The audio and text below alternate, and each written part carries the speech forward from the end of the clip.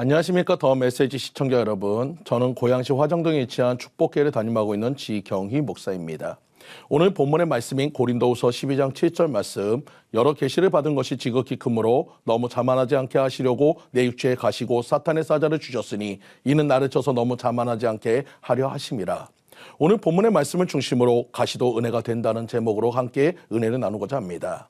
빙점이라는 소설을 쓴 일본의 미우라 아야코는 하나님의 사람이었고 기독교 작가입니다. 일본의 여류 작가지만 우리나라 사람들에게 더 많은 사랑을 받았습니다. 작가로서 화려한 삶을 살았던 그녀는 사실 24살 때부터 13년 동안 폐결핵과 척추 질병 등으로 병상에 누워 천장만 바라보며 살아야 했습니다. 또한 직장암, 파킨슨병, 척추 카리에스 등 여러 질병을 겪었습니다. 그녀는 폐병 환자로 생과 죽음의 갈림길에서 매일 각혈을 하며 투병했습니다.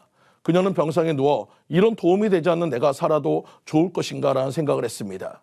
그때 목사님이 이런 말씀을 주셨습니다. 당신은 당신의 사명이 있는 동안 살아있는 것입니다.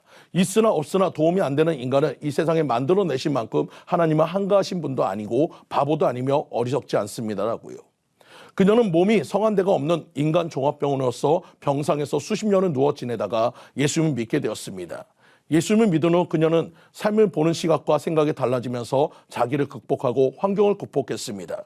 그때부터 세상이 아름답게 보였고 삶은 더 이상 절망이 아니었고 자기의 고통스러운 병조차 감사하게 됐습니다. 그런 감사와 희망을 가지고 예수님 만난 때부터 매일 일기를 쓰면서 문장력이 살아나 빙점이라는 유명한 작품을 쓸 수 있었다고 합니다. 예수님을 믿는 믿음이 그녀를 새롭게 만들었습니다. 그녀는 질병을 통해 인생을 보는 깊은 통찰력을 가지게 되었고 질병을 통해 주님 안에서 구원의 은혜와 신령한 은혜의 세계를 보는 눈이 열리게 된 것입니다. 시편 119편 67절 71절 말씀에 고난당하기 전에는 내가 그릇 행하였더니 이제는 주의 말씀을 지키나이다. 주는 선하사 선을 행하시오니 주의 율례로 나를 가르치소서. 교만한 자가 거짓을 지어 나를 치료하였사오나 나는 전심으로 주의 법도를 지키리이다. 저희 마음은 살쪄 지방 같으나 나는 주의 법을 즐거워하나이다. 고난당한 것이 내게 유익이라 이로 인하여 내가 주의 율례를 배우게 되었나이다. 시편 119편에는 고난당한 것이 내게 유익이라고 고백했고 고린도후서 12장에는 바울이 몸에 가시와 같은 질병의 고통을 인해 기도하다가 큰 은혜를 깨달았게 된 내용이 기록되어 있습니다. 이렇듯 우리에게 아픔이 고난도 가시도 은혜가 된다는 사실을 믿으시는 성도님들 모두 되시기를 간절히 축원드립니다. 그러면 어떻게 가시가 은혜가 될 수 있을까요? 한 시골 청년이 캔사스 시티에 들어왔습니다. 출판사와 신문사를 찾아다니며 자기가 그린 만화를 실어달라고 부탁했으나 한 군데도 상대해주지 않았습니다. 마침 주일이 되어 아무 교회나 길거리에 보이는 교회로 들어갔지만 예배 내용은 머리에 들어올 리가 없고 눈물만 흐르는 것이었습니다. 목사님이 이 청년을 설교 중에 보았고 그 사정을 들은 후 교회 창고에서라도 자겠으면 일을 구할 때까지 묵으면서 교회 일을 해달라고 말씀하셨습니다. 또 용기를 잃지 말게 하나님의 자녀를 사랑하고 계시다는 것을 잊지 말게라고 격려했습니다. 교회 창고는 낮밤을 가리지 않고 쥐가 많이 나왔습니다.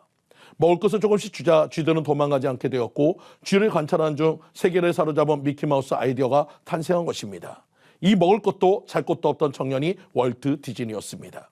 좋으신 하나님의 사랑의 섭리로 가시와 같은 고난도 큰 유익이 되게 합니다. 그러므로 믿음으로 사는 자는 범사에 감사할 수 있는 것입니다. 또 가시와 같은 고난이 유익이 되는 것입니다. 이상근 목사님은 현재 종로구 연동교회의 담임 목사님이신 이성희 목사님의 부친이십니다. 이상근 목사님이 16대였습니다. 발에 병이 나서 움직일 수가 없었습니다. 그래서 대구 달성공원 느티나무에서 40일 동안 작정 기도를 했습니다. 그런데 병이 낫지 않기를 더 심해졌습니다. 3년 동안 출입을 못하게 되었습니다. 학교 다닌 나이인데 움직일 수 없으니까 공부도 포기해야 했습니다. 설상가상으로 어머니가 한약을 붙인 것이 덧나버리고 말았습니다. 고등학교를 다니지 못하니까 대학 진학도 못하게 되었습니다. 집안에만 틀어박혀 앉아 있어야 했습니다. 그는 꼼짝 못하고 앉아서 성경을 거의 다 외웠습니다. 성경 박사가 된 것입니다. 이것이 바로 성경 대학자가 되는 계기를 하나님이 마련해 주신 것이었습니다. 그 60년 동안 발 때문에 고통을 당했습니다.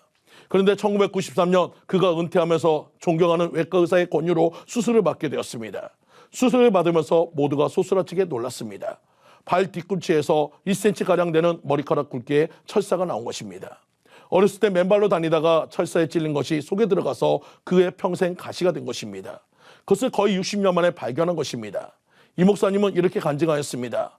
그 철사를 깊이 보관하여 가지고 다니면서 늘 이렇게 자랑 삼아 회고한 것입니다. 여러분, 이 가시를 보십시오. 내 발꿈치에 60년 동안 박혀있던 가시입니다. 이 철사가 나의 가시가 되어 60년 동안 나를 찔렀습니다. 내가 대성서 학자가 된 게 한 하나님의 은혜의 도구였습니다. 이 가시가 아니면 나는 주석자가 될 수 없었을 것입니다. 성경은 잘 알 수도 없었을 것입니다. 일찍 발견하여 수술하였다면 나는 평범한 사람이 되었을 것입니다. 사랑하는 성도님들, 항상 믿음으로 사시면서 혹 가시와 같은 고난을 통해서도 큰 유익을 얻고 더 큰 은혜를 체험하면서 담대한 믿음으로 나아가시는 여러분들 모두가 되시기를 주님의 이름으로 간절히 축원드립니다. 지금까지 더 메시지 지경희 목사였습니다.